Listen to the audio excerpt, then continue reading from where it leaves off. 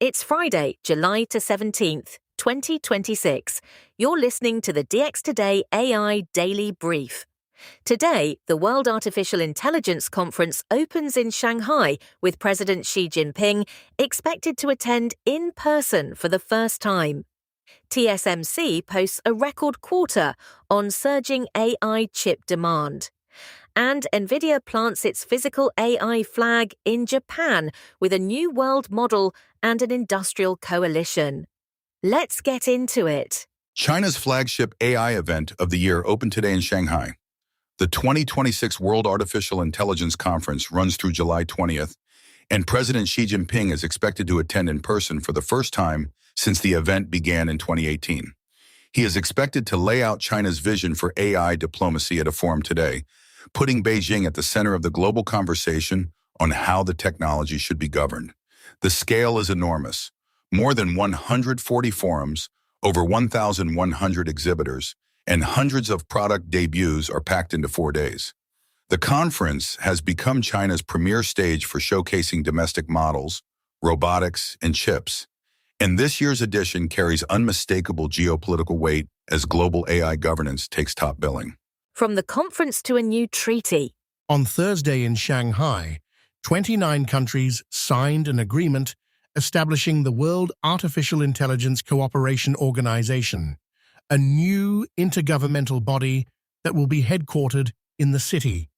Founding members include Russia, Pakistan, Indonesia, Kazakhstan, and Laos, and Chinese Foreign Minister Wang Yi signed on behalf of Beijing. The initiative, driven by China and Russia, commits the organization to uphold the purposes of the United Nations Charter and to pursue what the agreement calls extensive consultation and joint contribution for shared benefit. The signing lands 1 day before the World Artificial Intelligence Conference opened its doors, and it formalizes a China-anchored alternative to Western-led AI governance efforts. Notably absent are the United States and its major allies, underscoring how quickly AI cooperation is splitting along geopolitical lines. Now to the chip that funds it all. TSMC delivered a record second quarter on Thursday, powered almost entirely by artificial intelligence. Revenue climbed 36% from a year earlier to just over $40 billion, a new high, while net profit surged 77% to a single-quarter record. Gross margin reached 67.7%. High-performance computing, the segment anchored by AI accelerators for cloud data centers, jumped 20% sequentially and now accounts for 66% of total wafer revenue. The company called AI-related demand extremely robust, pointing to the industry shift from generative AI toward agentic AI that is multiplying computing requirements across hyperscale data centers. TSMC also raised its full-year outlook for AI chip growth to above 40%, a strong signal that the infrastructure spending cycle is accelerating rather than cooling. Speaking of chips, next stop Tokyo. Nvidia Chief Executive Jensen Huang wrapped a 2-day visit to Japan on Thursday by unveiling Cosmos 3 Edge, a world model built to help robots and vision AI agents perceive and navigate physical environments in real time. It follows the original Cosmos 3 launch in May. Standing alongside Japan's Trade Minister, Huang announced that Fujitsu, Hitachi, and Kawasaki Heavy Industries intend to join a coalition developing open multimodal foundation models for AI agents, digital twins, and robotics. The effort aligns with Japan's state-backed AI development push. Huang framed the visit with a signature line saying, "A nation's intelligence must be nurtured, strengthened, and developed domestically." It is the latest stop in Nvidia's sovereign AI tour, a strategy that positions the company's full stack as the default infrastructure for national AI programs. Meanwhile, a launch that did not happen. Google's most anticipated model of the year is still missing in action. Gemini 3.5 Pro, which industry reporting had pegged for a July 17th debut, has not shipped, and according to Tech Times, the rebuilt model has now missed 3 target dates, including an original commitment at the company's June developer conference. Google has published no official date, no model card, and no pricing page. Prediction markets now put early August as the most likely launch window.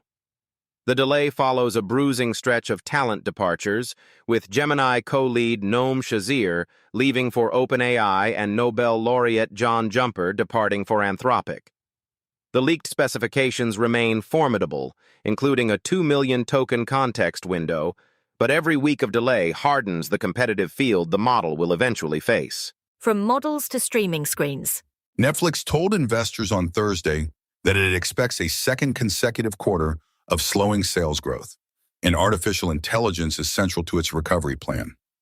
The streamer projected revenue of $12.9 billion for the current quarter, with earnings of 82 cents per share, both slightly below analyst expectations. To reverse the slowdown, Netflix pledged an expanded programming slate alongside deeper investment in AI tools across the business. The company says it is leaning on AI to sharpen content recommendations, improve advertising capabilities in its growing ads tier, and support production quality on original programming. The message to Wall Street was that AI is no longer an experiment at Netflix, but a core lever for subscriber experience and revenue growth heading into the back half of 2026. Now powering the AI boom. Edge data center operator Duo's Edge AI announced on Thursday a 5-year colocation agreement with an investment-grade hyperscaler valued at more than $111 million in contracted revenue. The deal covers 10 megawatts of critical IT load capacity at the company's campus in Columbus, Georgia, with availability expected in the fourth quarter of 2026. The agreement will expand the campus to 20 megawatts of critical capacity by the end of the year. The deal is a snapshot of how far AI demand has pushed beyond the traditional hyperscale hubs, with major cloud players now locking up capacity in secondary markets years in advance. For smaller edge operators, long-term contracts with investment-grade counterparties represent exactly the kind of durable revenue that the AI infrastructure build-out was promised to deliver. Next, a record seed round in Munich. German robotics startup microagi raised $55 million in what it calls the largest seed round in German startup history. The Munich-based company, which is building foundation models for physical AI and robotics, drew backing led by Hummingbird, with participation from Northzone, Local Globe, Village Global, and Reed Alpine.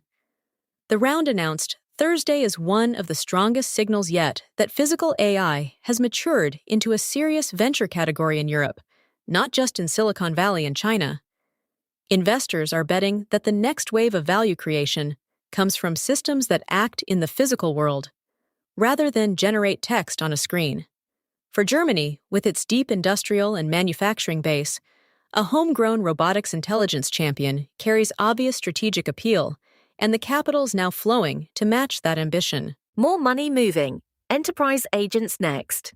Enterprise AI startup Sable announced a $45 million financing round on Thursday, led by Sequoia Capital and 8VC.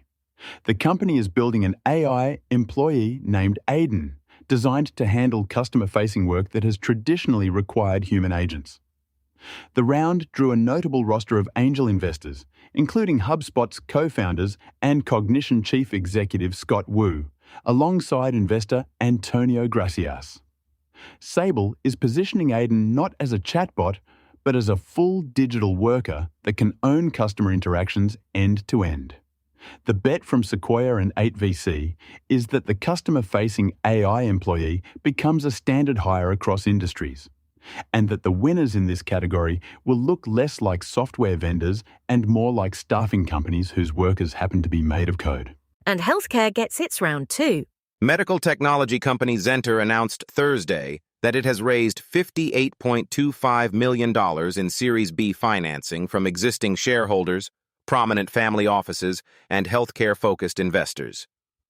The Utah-based company is building a platform that combines medical devices, healthcare data infrastructure, and clinical AI, aiming to turn real-time physiological data from its devices into actionable intelligence for physicians.